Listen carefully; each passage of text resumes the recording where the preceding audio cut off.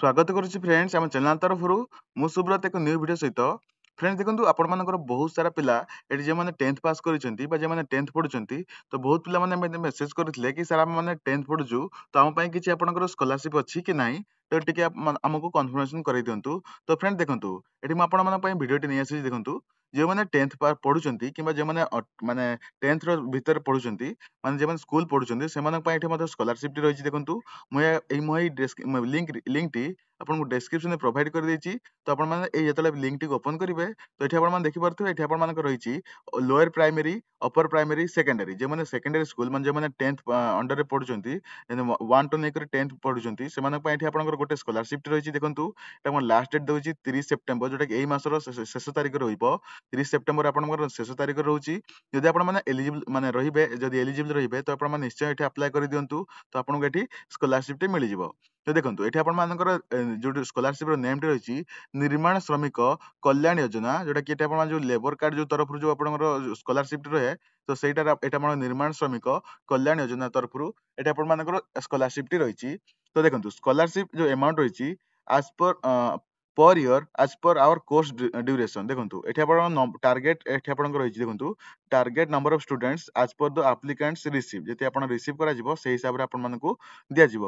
Beneficiary is eligible to apply and avail education assistant under NSKY Nirman Shramik Kalyan Yojana in scholarship portal irrespective of applying और availing in other department. एठी देखंतु एठी आपनको details में एठी देखै दोछि आपनकर के के अप्लाई करि परिबे केउ माने आपण एठी एलिजिबल रहउचंती।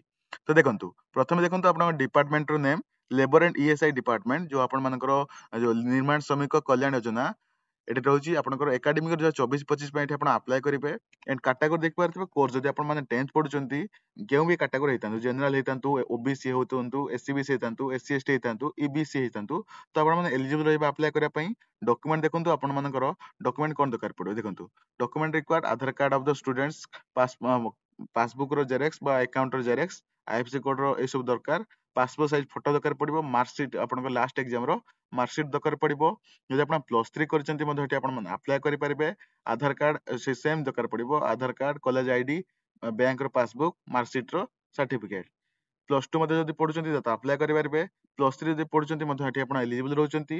एंड जनरल जो आपण माने माने PG करूचंती बा बीटेक करूचंती बा जेउ भी कोर्स आपण करूचंती BEd नर्सिंग हे सब जहाँ भी आपण करूचंती। देखंतु एठी आपनकर आउर गोटे बेनिफिट हो। देखंतु एठी आपनकर क्लास 6 रु नै करी क्लास 9 पर्यंत पिला एठी एलिजिबल रहउचंती अप्लाई करिया पई।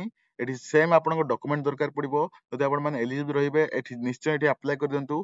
तो एठी मु देखंतु जो गाइडलाइन ऑफ द डॉक्यूमेंट ऊपर क्लिक करिवे तो एठी आपनकर पूरा डिटेल्स रे शो कर देबो आपनकर एठी कोन कोन दरकार पड़िबो किपर भाबरे एठी आपण अप्लाई करिवे। तो देखंतु की feature of the eligibility criteria एठी आपण माने देखि देबे। तो आपण मानकर केउ केउ पिला देखंतु for class 6 and 7 to girl child एठी आपण 2000 टंका पर आनम रे आपनको 2000 टंका एठी आपण स्टाइपेंड रहइबो।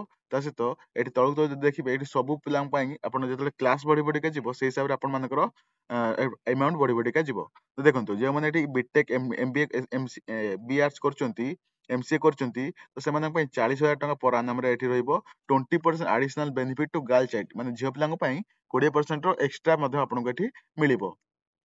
तापर देखंतु एठी आपण मानक जो आपण माने अप्लाई करिया पई जो चाहुचंती तो एठी आपण मानकर डिटेल्स रे एठी आपनको देहा जायछि PDF रे मु प्रोवाइड कर देछि। तो आपण माने चाहिले एई हिसाब रे आपण अप्लाई करि परिबे। यदि आपण अप्लाई करि पारनांती मते कमेंट जणिबे। मते WhatsApp रे मेसेज कर दियंतु। मते मु आपण मानकु कहि देबी गोटे वीडियो नै आसीबी किपर आपण एठी अप्लाई करिवे। माने एलिजिबल रहउचंती जल्दी जल्दी एठी आपण अप्लाई करि दियंतु। तो फ्रेंड एटा थला आपण मानकर जो निर्माण श्रमिक कल्याण योजना जोटा कि माने 6 क्लास नै करी आपण माने बीटेक पर्यंत मध्ये एठी अप्लाई करि परिबे। तो फ्रेंड जदि आप एवढी लेटेस्ट अपडेट पाया पई चाहुचंती तो हम चैनल सहित जोड़ी रहंतु। चैनल जदि सब्सक्राइब करि नांती ते चैनल टी सब्सक्राइब करि नियंतु। एवढी लेटेस्ट अपडेट पाया पई हम चैनल सहित जोड़ी रहंतु। नेक्स्ट वीडियो आप सहित आपण सहित देखा हबो। से टेक केयर एंड बाय।